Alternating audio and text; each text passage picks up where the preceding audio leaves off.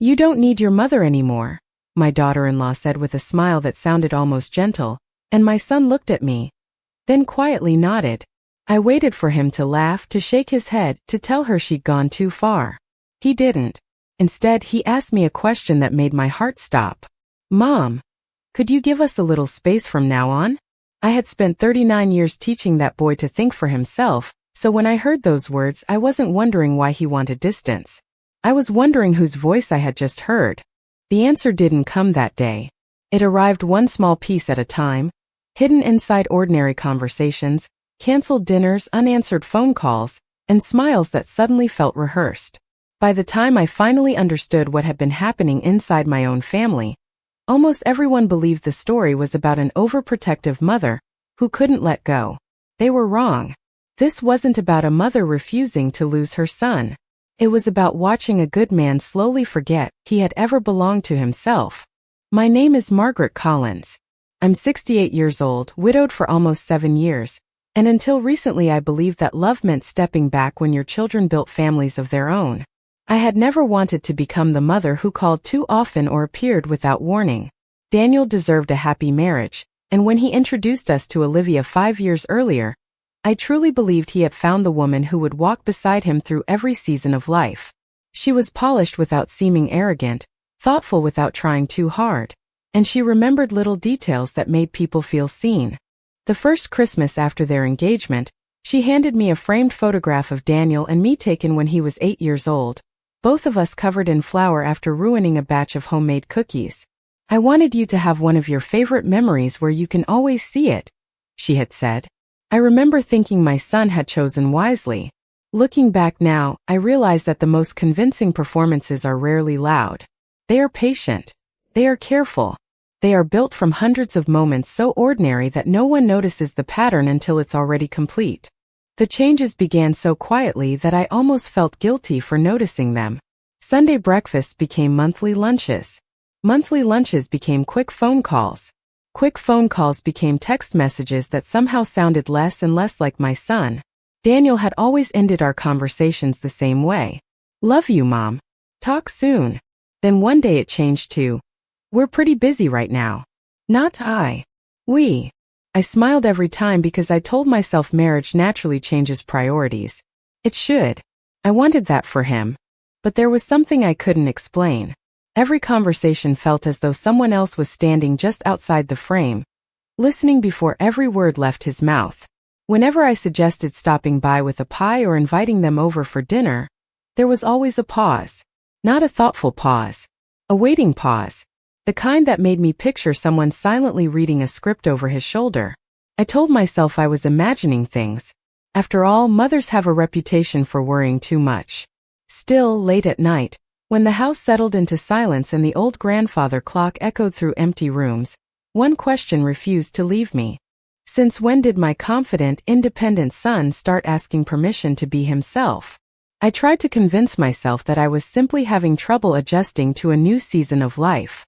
Every mother reaches a point when her children build homes of their own, create new traditions, and naturally become less available.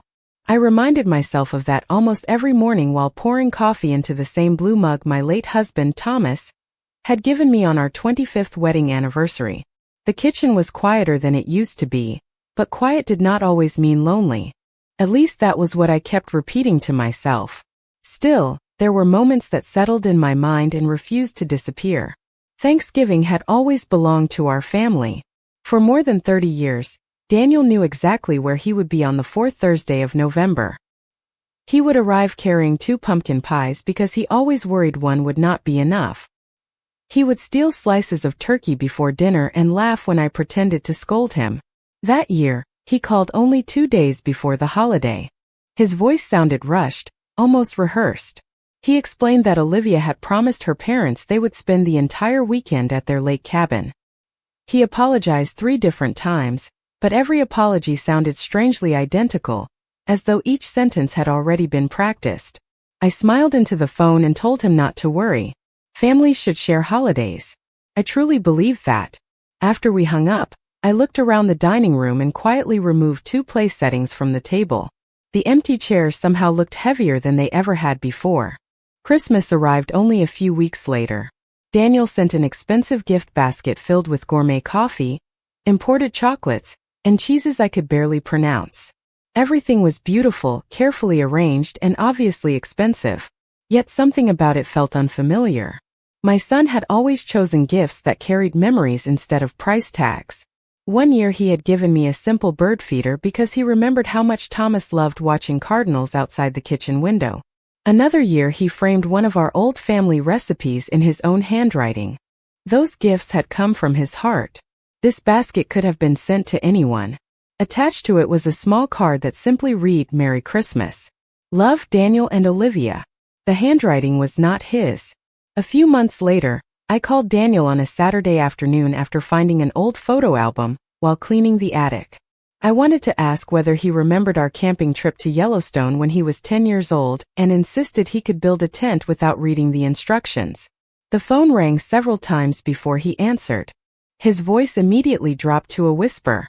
He asked if everything was all right because he only had a minute.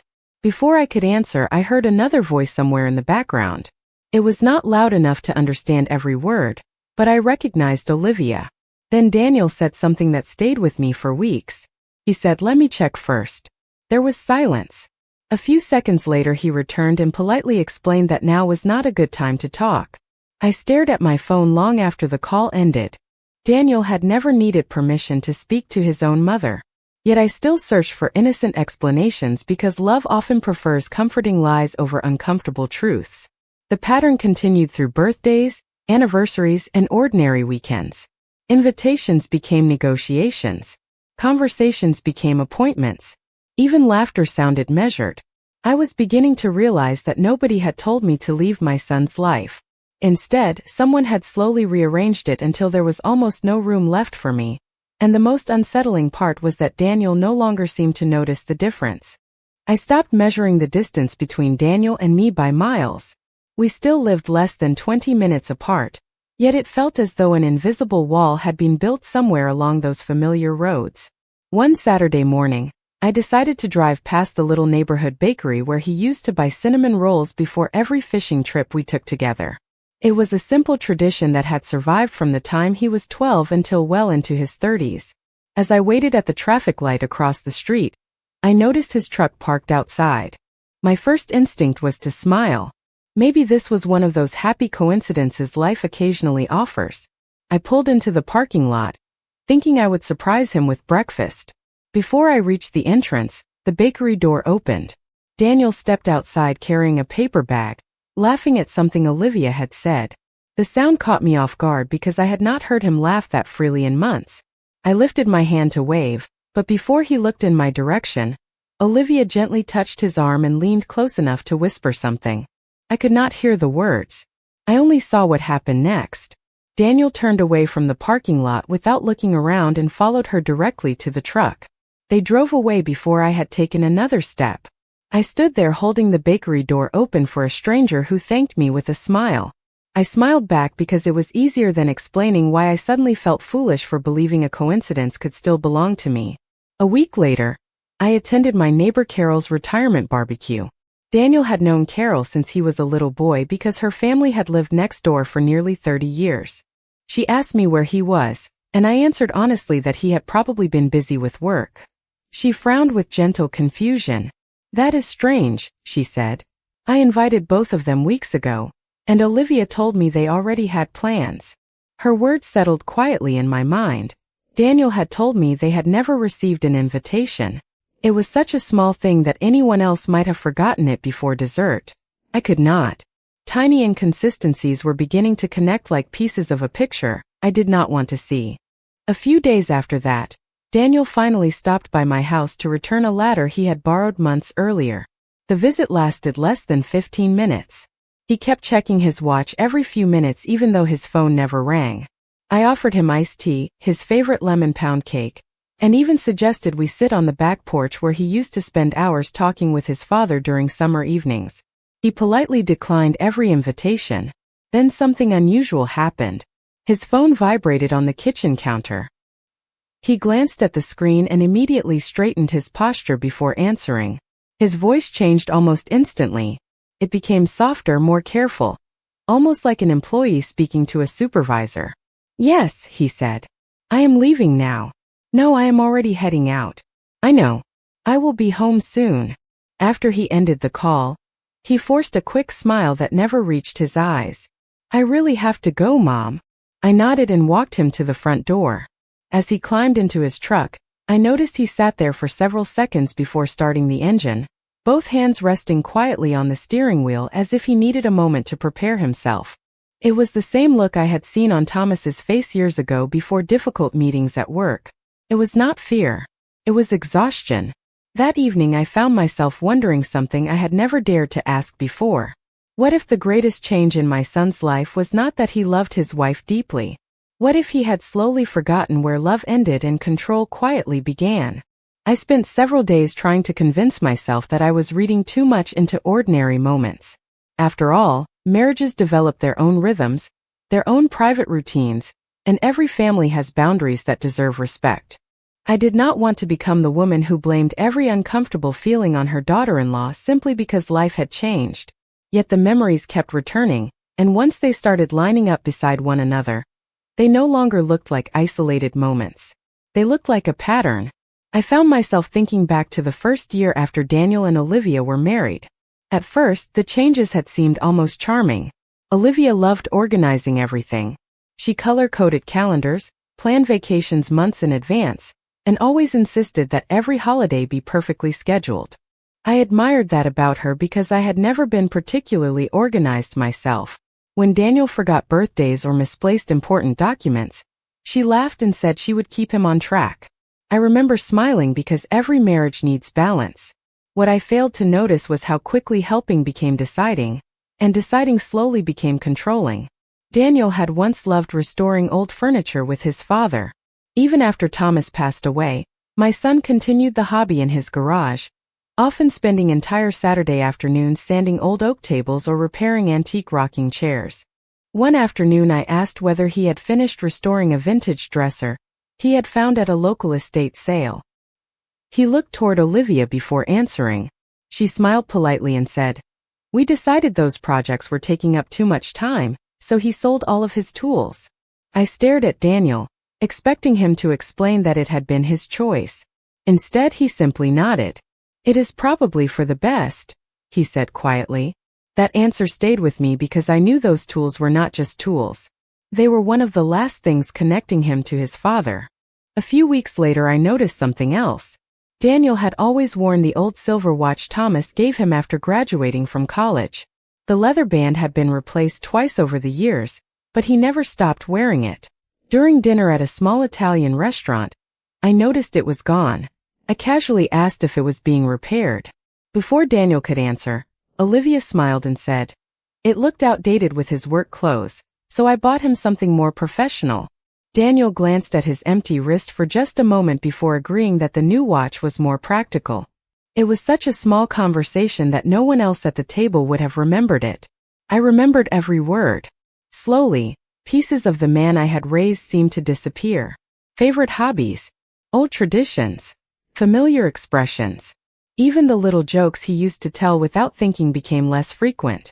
It was as though someone had carefully polished away every rough edge that made him uniquely himself until only the version that fit someone else's expectations remained. The realization frightened me because control rarely announces itself with harsh words or dramatic scenes. More often it arrives wrapped in compliments, presented as efficiency, concern, or knowing what is best. Looking back, I realized I had spent years watching Daniel become easier to manage, while mistaking that quiet transformation for maturity. The hardest part was not believing that Olivia wanted to shape his life. The hardest part was accepting that my son had slowly begun to believe he needed someone else to tell him who he was. I stopped looking for proof because I realized I was searching in the wrong places. The truth was never going to arrive as one dramatic moment that explained everything. It was hiding inside ordinary conversations, quiet habits, and the uncomfortable feeling that my son no longer sounded like the man I had raised. Then someone else noticed what I had been trying so hard to dismiss. A few weeks later, I ran into Emily Parker at the grocery store. Emily had worked with Daniel for nearly a decade, and over the years she had become more than a coworker. She had been one of the people who stood beside him during Thomas's funeral, helping organize meals and checking on me long after everyone else had returned to their own lives.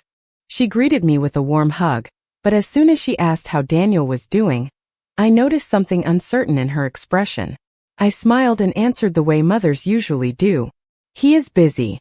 Work keeps him on his toes. Emily hesitated before speaking again. Busy, yes, she said softly. But he is different too. My heart sank even though I kept my face calm. She was careful not to criticize anyone. She simply shared what she had observed. Daniel used to be the first person to volunteer for difficult projects. He enjoyed solving problems and mentoring younger employees. He laughed easily during lunch breaks and never seemed afraid to speak his mind in meetings.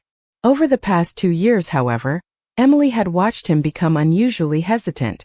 Before making even small decisions, he often stepped away to make a phone call. Sometimes he would return with a completely different opinion than the one he had expressed only minutes earlier. At first, everyone assumed he was simply trying to balance work and married life. Eventually, people began asking whether something was wrong. Emily told me there had even been occasions when Daniel declined after-work gatherings because he said he needed to get home immediately, despite having no urgent commitments the next morning. It is almost as if he is afraid of disappointing someone, she said carefully. She never mentioned Olivia by name, and neither did I. We stood silently beside the display of fresh apples, 2 women trying to understand a man we both cared about. Before we left, Emily gently touched my arm. Margaret, I hope I am mistaken, she said. But the Daniel I know always trusted himself. Lately he looks like someone who is waiting for permission to think. Her words stayed with me all the way home. That evening I sat on my back porch watching the sun disappear behind the maple trees Thomas had planted years ago. I realized something that made my chest feel unexpectedly heavy. Until that conversation, I had assumed my concerns came from being a mother who missed her son. Now I understood that someone outside the family had noticed the same quiet changes without knowing any of our private history. That meant I was not imagining the pattern. It was visible to people who had no reason to look for it. Still, I made a promise to myself that night. I would not confront Daniel. I would not accuse Olivia. If I rushed in with fear and frustration, I would only push my son farther away. Instead, I would do something much harder. I would stay patient, keep my eyes open, and wait for the truth to reveal itself in its own time, because sooner or later, people who build their lives on quiet control almost always leave behind quiet evidence. I kept the promise I had made to myself. I did not call Daniel more often. I did not ask mutual friends for information. I did not drive past his house hoping to catch a glimpse of what life looked like behind closed doors. If my son was ever going to find his way back to himself, it could not happen because I forced him to choose between his wife and his mother. It had to happen because he began asking questions that no one else could answer for him. So I stepped back. From the outside, it probably looked as though I had accepted the distance. In truth, I had simply stopped fighting battles that could not be won through arguments. Instead, I focused on rebuilding parts of my own life that I had quietly neglected. I volunteered twice a week at the community library, joined a neighborhood gardening club, and even started attending a Saturday morning coffee group for widows. The women there shared stories that were surprisingly honest. Some spoke about grief. Others talked about loneliness after retirement. A few admitted that watching their children grow into adults sometimes meant learning how to love from farther away. Their words comforted me because they reminded me that change itself was not the enemy. Losing yourself inside someone else's expectations was. Every so often Daniel would send a brief message asking how I was doing. I always answered warmly without mentioning the past. If he apologized for being busy, I told him I understood. If he canceled a visit, I wished him a good weekend. I wanted every conversation with me to feel like a place where he never had to defend himself. Months passed that way. Then one Saturday afternoon, something happened that neither Daniel nor Olivia knew I witnessed. Our family had gathered at Daniel's younger cousin's engagement party, held in the backyard of my sister's home. It was one of those relaxed afternoons filled with folding chairs, homemade desserts, children running across the lawn, and old family stories that grew a little funnier every time they were told. Daniel arrived carrying a tray of drinks while Olivia followed behind greeting relatives. At first everything seemed perfectly normal. Then Daniel's uncle asked him whether he was still planning the fishing trip they had discussed the previous spring. Before Daniel could answer, Olivia laughed lightly and said, "Oh, he is not really interested in that anymore. We have much better ways to spend our weekends." The conversation moved on so naturally that most people barely noticed. I did. More importantly, I noticed Daniel. For the briefest moment, he opened his mouth as though he wanted to say something different. His eyes shifted toward the group, then toward Olivia, and finally down at the tray in his hands. He smiled politely and nodded. "Yes," he said. "We have other plans." It lasted no more than 5 seconds, but it revealed more than an hour of conversation ever could. That tiny hesitation told me there was still a voice inside my son trying to speak. It was simply being interrupted before anyone else could hear it. I did not react. I did not defend him or challenge Olivia in front of the family. I quietly picked up a stack of empty paper plates and carried them into the kitchen, reminding myself that people often reveal the most when they believe no one is paying attention. As I washed dishes beside the sink, I caught Daniel standing alone through the window, staring across the backyard while laughter echoed around him. He was surrounded by people who loved him, yet he somehow looked like the loneliest person at the party, and for the first time I felt something unexpected growing stronger than my sadness. I felt hope, because the expression on his face no longer belonged to a man who believed everything was perfectly fine. It belonged to someone who had just begun to notice the silence inside his own life. The turning point arrived so quietly that no one in the family recognized it at first. There was no dramatic argument, no slammed door, no unforgettable speech. It began with a simple business decision. Daniel had spent nearly 15 years earning the trust of his clients, and his supervisor finally offered him the opportunity to lead an important regional project that would require occasional travel over the next 6 months. Years earlier, he would have accepted the challenge without hesitation. He loved solving problems, meeting new people, and proving to himself that he could handle greater responsibility. This time, however, he hesitated. Emily later told me that everyone in the office expected him to celebrate the promotion. Instead, he asked for several days to think about it. During that week, he barely spoke during meetings. He looked distracted, as though every decision carried consequences no one else could see. Eventually, Daniel declined the opportunity.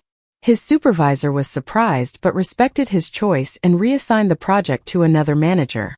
At first, life continued as usual. Then something unexpected happened. The new manager struggled almost immediately, and several longtime clients specifically requested Daniel's help because they trusted his experience. His supervisor privately admitted that the original decision had been the better one and asked whether Daniel would reconsider. Before he could answer, another complication appeared. Olivia had already committed them to several personal plans that overlapped with the travel schedule. Daniel quietly explained that he could not accept after all. A few days later, one of those clients decided to move their business elsewhere. It was not a disaster for the company, but it was a disappointing loss that everyone felt. Daniel carried the disappointment more heavily than anyone realized. That Friday evening, he attended a small dinner with several co-workers. Emily later shared only what Daniel himself openly discussed at the table. For the first time in years, he admitted that he sometimes felt as though his own schedule no longer belonged to him. He laughed after saying it, trying to make it sound like a harmless joke, but no one laughed with him. The silence around the table lasted just long enough for him to recognize what he had revealed. When he arrived home that night, another conversation was waiting for him. I was not there, and I never learned every word that was spoken. I only learned what happened afterward. The next morning, Daniel called me unexpectedly. He did not ask to visit. He did not apologize for being busy. Instead, he asked a question that caught me completely off guard. "Mom," he said quietly, "did Dad ever let anyone else make all of his decisions?" I paused for several seconds because I understood that he was not really asking about his father. I answered honestly, "Your father listened to advice from people he loved, but when the day ended, he accepted responsibility for his own choices." Daniel did not respond right away. I could hear him breathing softly on the other end of the line. Finally, he thanked me and ended the call. It lasted less than 3 minutes, yet it felt more genuine than every conversation we had shared during the previous 2 years combined. That evening, as I sat beside my living room window watching the porch light come on, I realized something important had shifted. My son was no longer defending the life he had been living. For the very first time, he was quietly examining it, and sometimes the smallest question becomes the beginning of the biggest change a person will ever make. The weeks that followed felt different in ways that were almost impossible to explain. Nothing changed overnight. Daniel did not suddenly become outspoken, and he certainly did not begin challenging every decision around him. Instead, the changes appeared in small moments that most people would have overlooked. One Tuesday evening, my phone rang just after dinner. When I answered, I expected another brief conversation filled with polite apologies about work. Instead, Daniel asked a simple question. "Mom, are you doing anything Saturday morning?" I smiled even though he could not see me. "Not unless you have a better idea." He laughed, and for the first time in what felt like years, the laugh sounded effortless. "Would you like to have breakfast?" he asked. There was no mention of anyone else's schedule. No long pause. No explanation that he needed to check first. It was such a small invitation, yet I found myself sitting quietly after we ended the call because I realized how extraordinary ordinary had suddenly become. Saturday morning arrived with clear skies and the kind of cool breeze that always reminded me of early fall. We met at the same neighborhood diner where Daniel and Thomas used to stop after fishing trips. The waitress recognized us immediately and smiled as she poured coffee into our cups. For a while we talked about simple things. The weather, my garden, his work. It felt almost unfamiliar to have an unhurried conversation again.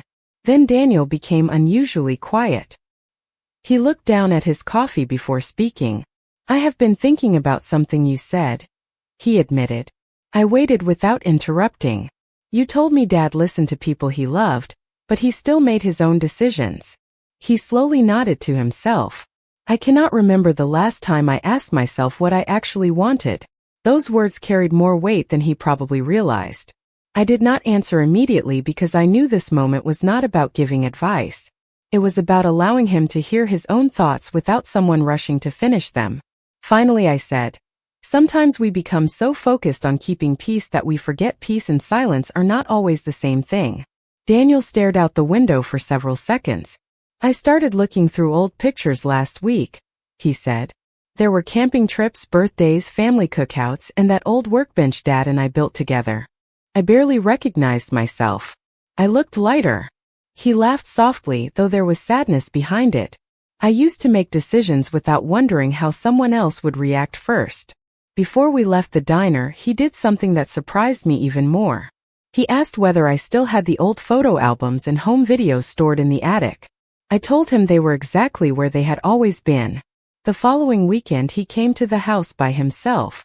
We spent nearly 4 hours sitting on the living room floor surrounded by faded photographs, handwritten recipes, report cards, and family vacation albums. We laughed at his terrible teenage haircut and smiled at the picture of Thomas proudly standing beside the oak bookshelf they had built together. Daniel grew quiet when he found an old photograph of himself holding the silver watch his father had given him after graduation. He stared at it for a long time before carefully placing it beside him instead of returning it to the album. He never criticized anyone that afternoon. He never blamed his wife or complained about his marriage. He simply kept rediscovering pieces of the man he had once been, and with every memory he uncovered, I could almost see another layer of uncertainty falling away.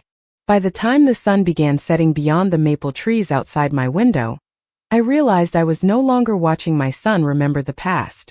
I was watching him slowly find the courage to reclaim himself. Spring arrived almost without my noticing. The maple trees outside my house were beginning to bloom again. The garden Thomas had loved was filling with color, and for the first time in years, my phone no longer felt like an object I was afraid to answer. Daniel called more often now. Sometimes he simply wanted to ask how my tomatoes were growing. Other times he wanted to tell me about work, or share a funny story that had happened during his day. The conversations were never long, but they were real. There were pauses that belonged to thought instead of hesitation. There was laughter that did not sound borrowed. Most importantly, there was no longer the quiet feeling that every sentence had been carefully approved before reaching me. One Sunday afternoon he stopped by carrying a small wooden box. I recognized it immediately. It was the old toolbox Thomas had built with him decades earlier, the one I believed had been sold years before. Daniel placed it gently on my kitchen table, and smiled with an expression I had not seen since he was a young man. "I found it in the garage," he said. "I almost forgot it was still there." He ran his hand across the worn wood before looking at me again. "I think I forgot a lot of things."